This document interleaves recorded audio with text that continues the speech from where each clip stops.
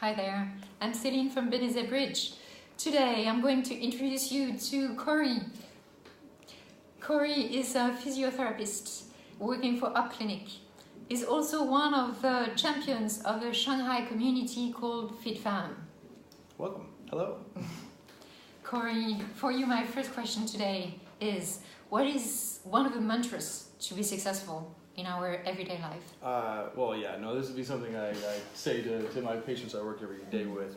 Just do the simple things on a savagely high level would be the quote. That comes from a mentor of mine in the sports performance background from Exos Athletes Performance, a guy named Mark Verstegen.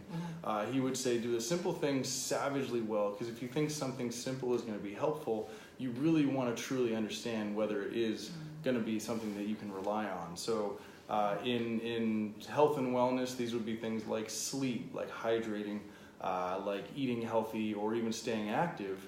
But in that sense, staying active means kind of have variety. Don't overdo it in one category. But rather than trying to supplement or add all these different little things in, just try to do those things savagely well day to day, and you'll avoid 80 to 90% of the reasons that I see people in the clinic. So we'll try to do it savagely well.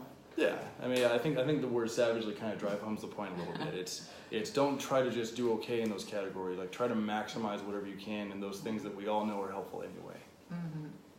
Corey, what do you think of the different kinds of fitness? I think there's a lot of different options out there, so it's kind of overwhelming. You can box, you can do jiu-jitsu, you can do spin class. I think movement is more based on a spectrum. The functional movement guys would say move well and then move often. My answer would be just start moving to begin with. Unless you're moving, how can you take inventory in your own system, right? So when you start moving, you kind of listen to your body, work on the body awareness, pay attention to what you feel.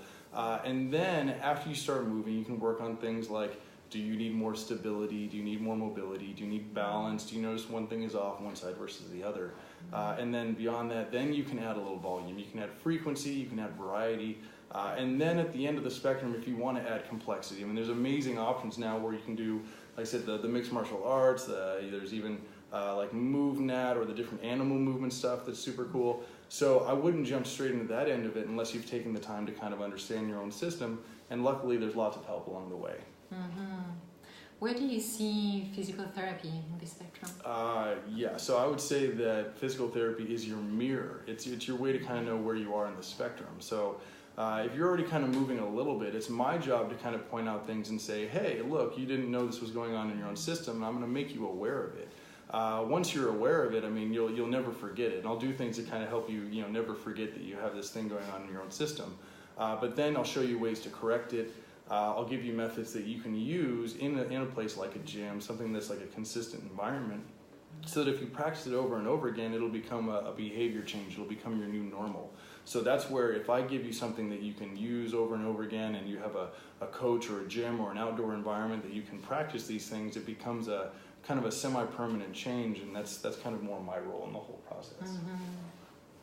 What does the future of physical medicine look like? I think right now what I love about Shanghai is that we get to do it all. We have the hustle, the bustle, the work hard, play hard. But we all kind of, it's almost too relatable. It's almost like we can all kind of relate to working more than we want to, and we're being pushed for productivity quite a bit. So I see the future really more oriented around sustainability with your own physical health, a little more around autonomy. It's getting to the point now where I would say the best retirement plan isn't working hard enough to afford retirement. The best retirement plan is needing the system as little as possible and trying to kind of be more independent with your own physical health. So unfortunately, I think if you find a place that you can trust, I don't think I'm ever going to run out of work helping people kind of take care of themselves easier or doing so more efficiently so it doesn't take so much time. My job, if I can empower someone to kind of share those things and increase their own awareness of their system, then I think I can do that for a long time and be happy. Thank you very much, Corey.